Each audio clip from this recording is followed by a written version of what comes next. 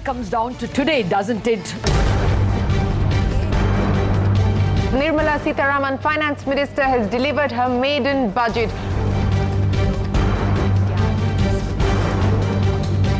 That's Nirmala Sitharaman's first budget, and it packs quite a punch. What is your single biggest risk that you foresee for the economy today? To believe in itself and start moving.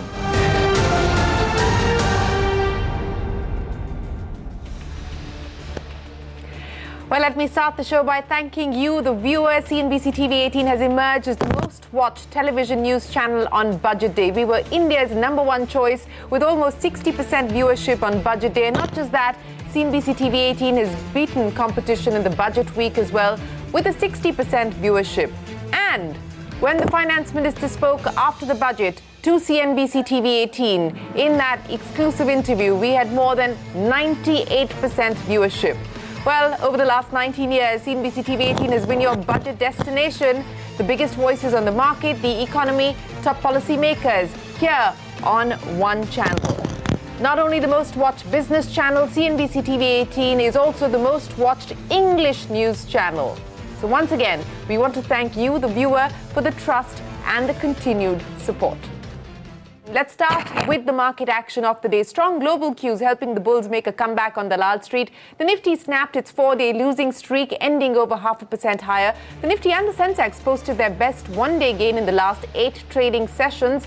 So perhaps oversold, the markets recovering a tad. Broader markets also rose in line with the benchmarks as the Nifty Bank snapped its 3-day losing streak. And all of this thanks to hopes that the US Federal Reserve could cut interest rates. So it is the global rally that filtered down to our markets as well. And you saw green across all indices today.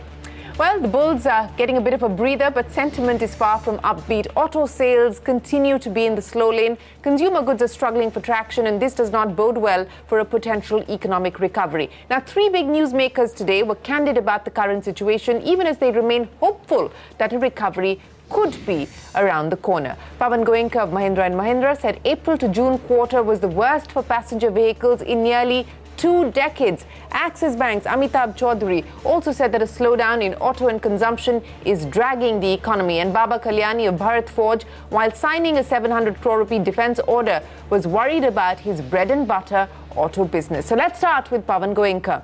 Now, after a 15% contraction in growth during the first quarter, Goenka says the company could slash its full-year growth projection.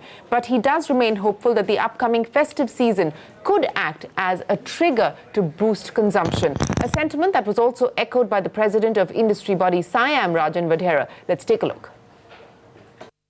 This is perhaps the worst quarter for passenger vehicles since 2001. That means in 18 years we haven't had this kind of drop. And the closest that we came was, I think, 3rd quarter of F09, just before the slowdown that happened. And then we did recover very quickly. And that's kind of what I'm counting on, that if we do all the right things, India has the resilience, the industry has the resilience to recover very quickly from a very sharp drop that has happened. And we have proven it 2-3 times in the history. It's a vicious cycle that we have fallen in, and we need to create a virtuous cycle by giving a bit of a kick for demand for a short term. And therefore something has to be done. And I guess one of the disappointments that the industry had was that while the budget was very good for electric vehicles, while the budget was very good for long-term vision for the government, but for the short-term stimuli that we needed for the next 3 months, 4 months, till the festive season is over, was missing. Do you fear that demand could fall further over the next 6 to 12 months, purely because we have this BS6 transition that will take place, where there is a cost inflation angle as well? I mean, people are talking about almost a 15% cost inflation too. Is that a reasonable assumption, and do you fear that demand could fall further because of that? With BS6 prices going up, and the GST also goes up, and maybe Government of India can find some way of not increasing GST for the cost increase of BS6. That means the BS6 cost becomes GST free, and that will obviously help to reduce the impact of GST cost increase on the consumer and somewhat dampen the negative sentiment. What kind of capacity utilization are you at now? Is there any day-wise shutdown or line-wise shutdown at M&M? Last month we had, I think, 4 to 5 days of shutdown, which means on a 25 days working, we are about 20% shutdown. And the month of July is looking better. I don't know right now whether we will have a shutdown or not, but even if we did, it will not be 5 or 6 days. It will be somewhat lower. We do expect that July will not be as bad, but we may still have a couple of days of shutdown in July. Okay. August, September, with the festive season coming in, clearly we are hoping that the plants will run full capacity. The industry is not staring at layoffs, is it? Clearly, in case of permanent employees, there is no question of layoff because contractually they are permanently employed by the company, and no matter what happens, there is no layoffs that happen. What certainly is true is the demand pull right now, and maybe it will improve in August, September, is not something which will lead to a lot of new employment. SIAM has penciled in a very conservative volume growth estimate of just 3 to 5% for FY20. What would your own estimates be? So let me tackle tractor first. See, tractor we had said 5% at the beginning of the year, and we have seen a degrowth of 15% in the first quarter. In our internal estimate, the first quarter was supposed to be small degrowth, maybe 5% degrowth, but not 15%. And therefore, looking at the next 9 months, the 5% growth will require 10% growth for next 9 months to get 5% for the whole year. And 10% appears very unlikely, and therefore we would have to slightly downward revise our estimate. But I'm going to wait till the end of July to see how monsoon pans out. Right now on auto, I am not thinking about a reduction in our industry growth estimate. And again, it will depend on what happens in July, August. Right now, we're a little bit more hopeful about monsoon than we were at the beginning of the monsoon because the last 2 weeks have been pretty good. And if that continues and we get a near normal monsoon, I think that will bode very well both for auto as well as tractor industry. July typically is is not a very good month because of the monsoons and slowing down of various activities. July is till today not looking any better than June. So we are hopeful that September, due to festive season, should bounce back. With the inventory now under control, and hopefully the month of July also will lead to balancing of the inventories, I think the situation is only going to improve from here as far as the dealers are concerned.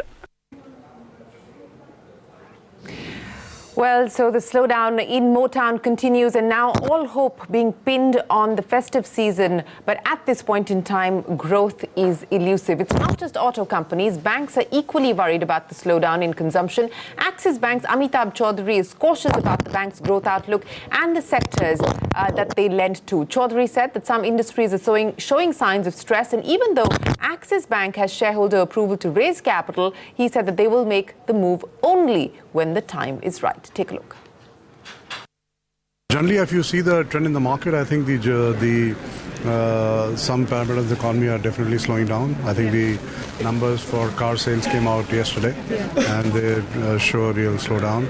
You are seeing a slowdown on the consumer goods side also. The credit growth is also a bit tepid, and you're also seeing some stress developing in the generally across sectors. So you have to be careful about just being out there and giving credit out. We'll talk about the growth when we have the opportunity to talk about it. But yes, I think I'll only say that we have to be cautious about how do we look at growth going forward. So, but when you're being conservative about growth and talking about a slowdown, what is the need to raise capital? I mean, how much lending are you going to be? We have not said we are raising capital. The only thing we have said is that we are taking an enabling resolution to look at raising capital when the right opportunity arises. Are you looking to buy any NBFC pooled portfolios, and what do you make of the overall liquidity scenario? So we have been buying NBFC's portfolios for the longest period of time. It's not something new which we're going to start because budget has talked about it. We will continue to evaluate if the right pools are available, and if it comes at the right price to us with the right kind of credit risk, we will look at buying. But that we've been doing in the past also. We don't anticipate that we are going to certainly increase the pace at which we are buying these pools. As I said, we have to be careful given some of the trends which are emerging in the economy, and we will obviously, if the right opportunity comes along, definitely go after it. As far as the budget is concerned, I think it has given some clear signals in terms of what the government expects to see on the NBFC side. We are hoping that it can lead to some of the demand coming back. I think the finance minister has very clearly painted a vision and has backed that vision with some measures. Some measures will be rolled out over a period of time. So my last question on the SR Steel verdict, are you a little upset about, what has come out? Lenders are obviously going to challenge this, but, what sort of precedent does it set, and are you going to be a little hesitant using IBC going forward? Well, I mean, obviously the banks are talking about going to the Supreme Court and requesting them to relook at the judgment. It was a bit unexpected. So let's wait for the Supreme Court judgment before we start jumping to conclusions on whether IBC makes sense or does not make sense. Well, Baba Kalyani's defense bet is starting to take shape today. The Kalyani Group signed a joint venture agreement with Israel's Rafael Advanced Systems for a 700 crore rupee contract to supply missile kits to the Indian Army and Air Force. Speaking at the sidelines of the event, Kalyani was candid enough to admit that government has been slow with big defense contracts. He went on to say that the group should turn its focus on the bread and butter auto business and address the current demand concerns. Take a look. See, that's the beauty of this business. If you focus on a product and you create a facility to assemble a product, and if you don't get that order, then you can't do anything else. If you focus on a process and creating process-related technologies, then if you don't get that order, you can do many other things.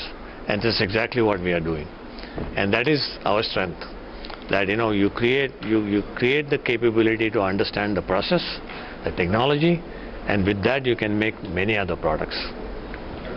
From a point of view of a defense contractor, however, what is your view on the progress that the government has made on these big ticket announcements? We mentioned Spike.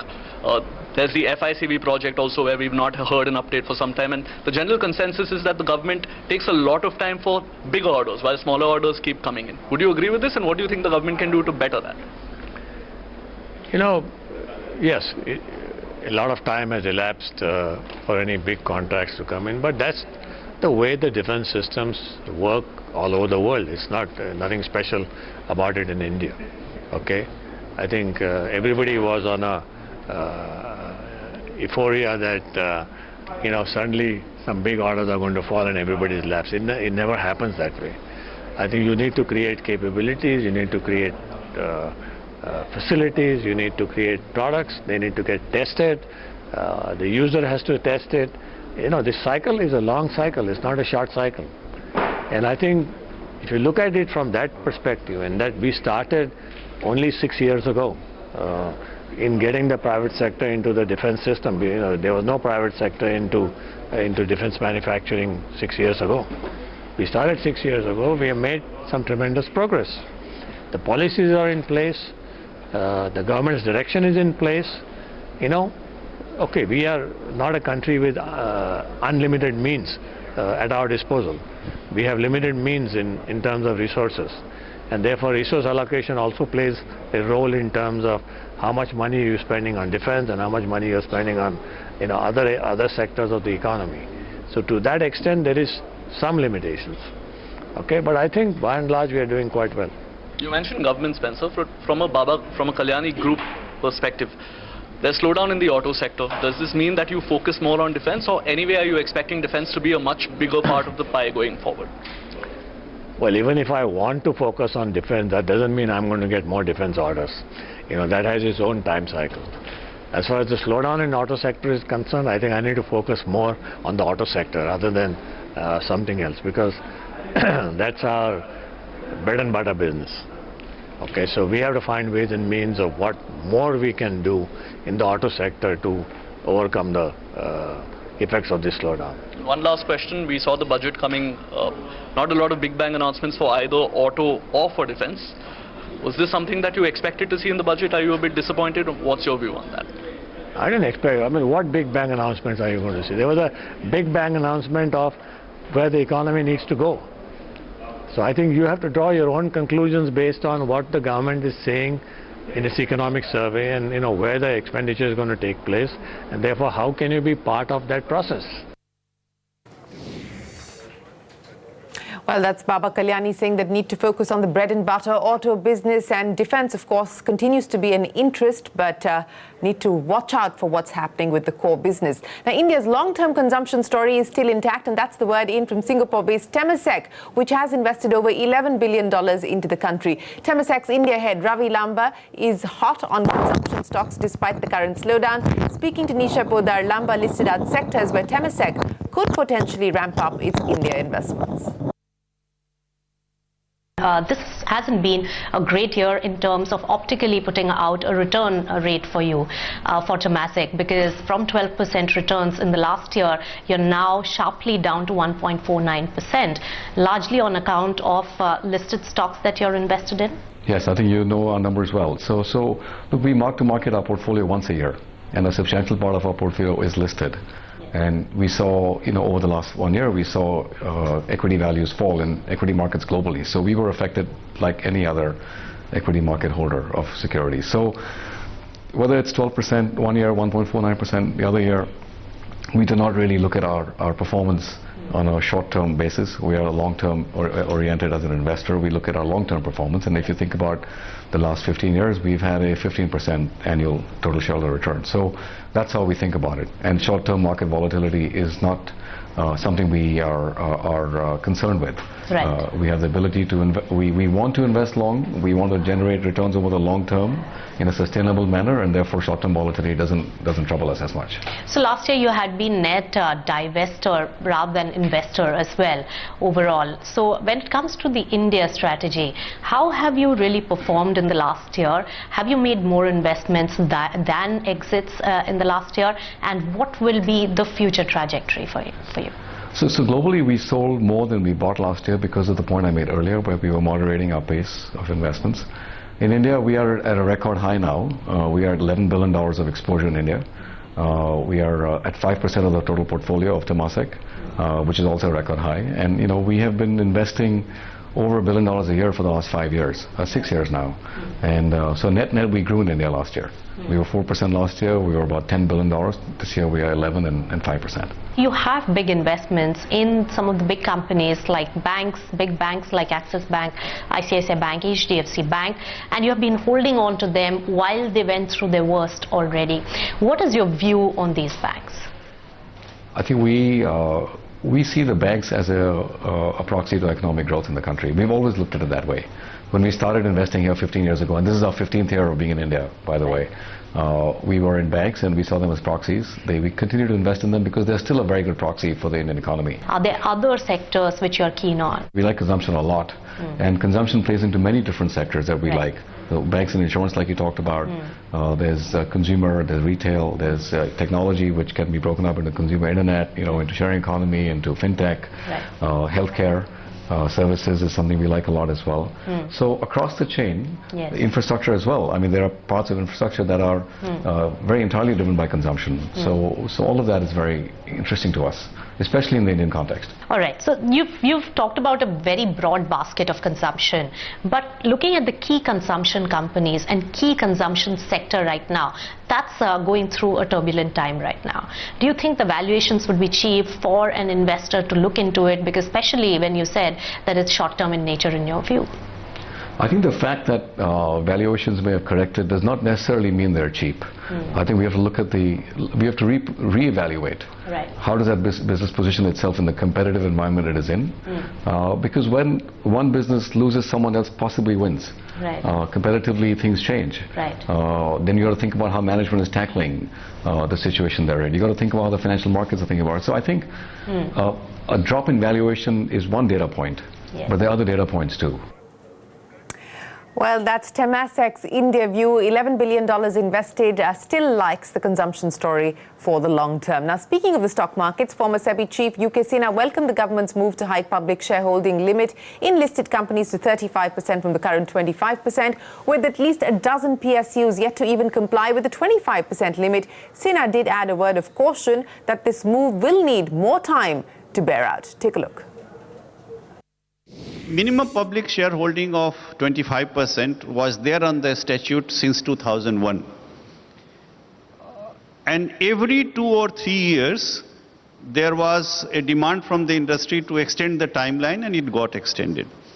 So in 2012, SEBI took a very conscious decision that it has to be implemented in 12 months period, no extension.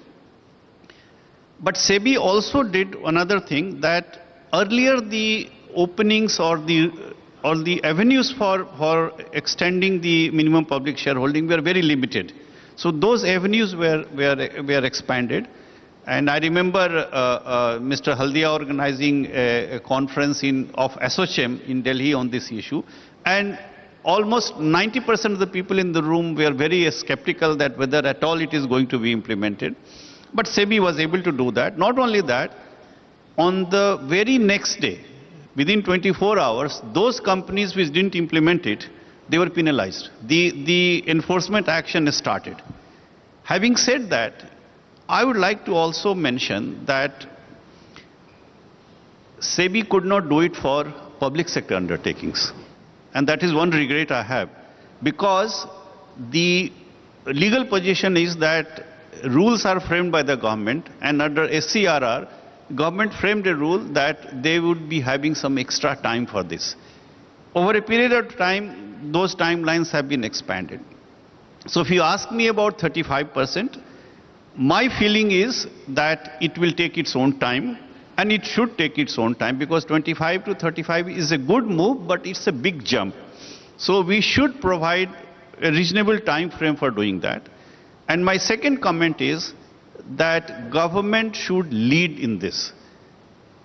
The capital market rules should be agnostic to who is the main promoter or the main shareholder. Irrespective of that, rules should apply equally to everybody. Only then it can be implemented. All right, moving on to a CNBC-TV18 exclusive. Cash-strapped Diwan Housing Finance Limited stakeholders today held a meeting to discuss the resolution plan for the mortgage lender.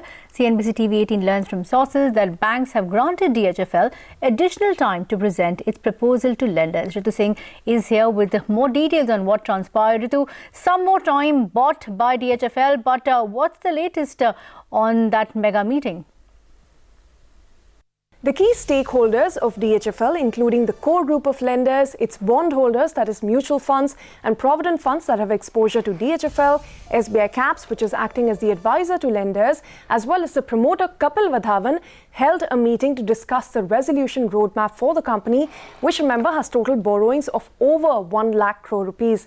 Now, we understand that banks have allowed DHFL 7 working days' time to present its resolution proposal to them, and they have also asked the DHFL promoters to pledge their shares as collateral if banks do agree to give them any fresh loans and sign an NDU or a non-disposal undertaking in favor of the lenders until this resolution plan is executed. Now, in the stakeholders meeting, the broad contours of the draft resolution proposal were discussed, including restructuring of loans with longer repayment terms, partial debt conversion and additional support by way of a new line of credit. Now, we understand that these mutual funds and pension funds have sought an assurance from the bankers that the final resolution plan would be collaborative and not lead to losses for them. Now, banks, we understand, on their behalf have assured them that the resolution plan would be comprehensive and will maximize value for all the stakeholders that are involved. Now, do remember, DHFL, we had reported, is understood to be in talks with various private equity players, including Aeon Capital, Cerberus Capital, as well as Oaktree, for a potential stake sale deal, which could fetch DHFL upwards of 7,000 crore rupees. All right, thank you very much, Ritu, for joining us. Let's focus now on the other big story. Indigo continues to reel under pressure. The stock closed more than 3% in the red after news of a spat between its promoters broke out on Tuesday, and we are now given to understand that the market regulator SEBI has called Indigo's company secretary for a meeting and sought a response to the ongoing tussle between Rakesh Gangwal and Rahul Bhatia by the 19th of July. Anu Sharma joins us with the latest. Anu, where is this headed? So sources have told CNBC-TV18 that SEBI has called Indigo's company secretary and chief compliance officer Sanjay Gupta for a meeting with regard to the ongoing dispute between the two promoters of the airline, Rakesh Gangwal and Rahul Bhatia. Remember, Rakesh Gangwal has written a letter to SEBI seeking regulatory intervention with regard to the disagreements that he has with Rahul Bhatia, and SEBI has asked Indigo to file a response by July 19th. So this meeting is seen in regard to that. Also, media reports suggest that the government is likely to scrutinize the shareholders' pact between Rahul Bhatia and Rakesh Gangwal, and if it is found violating the Companies Act, then this pact can be declared invalid. So that is what some media reports are saying. But as far as the corporate lawyers are concerned, their view is that shareholders dispute and corporate governance are two distinct matters, and if at all the shareholders want to settle any shareholders dispute, then they'll have to approach an appropriate judicial forum. But as far as the government is concerned, there is no official stand from the Ministry of Corporate Affairs as yet. And as far as the Ministry of Civil Aviation is concerned, sources say that neither of the two promoters have approached the ministry yet. Back to you. All right, Anu, thanks for joining in. With that, of course, that stock continues to be under pressure. Let's get you another exclusive, though, from the aviation space. Sources tell CNBC-TV18 that India's aviation regulator, DGCA, believes that Boeing will take more time to fix the problems with its 737 MAX aircraft. Now, remember, these planes were grounded in March by regulators around the world after two crashes claimed over 300 lives. In fact, we're also given to understand that there is currently no resolution in sight. However, the DGCA sources have also told us that the regulator is monitoring the situation very closely and even visiting USA on this very matter. Remember, SpiceJet has 12 Boeing MAX 737 aircraft in its fleet and has placed an order for around 205 more such aircraft. But Parikshit, what's the latest as far as the delegation of US trade negotiators coming to India is concerned? Well, the US clearly driving a hard bargain there, Kritika, and it remains to be seen how much India can concede on that trade dispute. We have been told by our sources in the government that the trade dispute, tariffs, e-commerce and data localization are going to be discussed in that meeting. We would be urging the United States to exempt India from those steel and aluminium tariffs. At the same time, reinstate those GSP benefits, which affect $6 billion worth of Indian goods as well. The US, on its part, would demand more market access for their medical devices, dairy products, agricultural products, ICT, and also ask for an easing of e-commerce and data localization norms, which have affected companies like Walmart and MasterCard. Let's see what happens. But sources believe that the best way forward would be to concede and give some concessions to the United States for the larger interest of the Indo-US strategic relationship. Let's also listen in to the spokesperson of the Ministry of External Affairs. In Osaka, when the Prime Minister and President Trump met, they had a very good meeting. And it was decided, and naturally trade was also discussed. And in that meeting, it was decided that officials from both sides will meet to resolve all outstanding issues related to trade. Our approach, Parikshit, is to engage with them very constructively, in a very positive manner. Okay, that's the MEA responding to Parikshit's questions. Let's see if these talks result into action and actual resolution.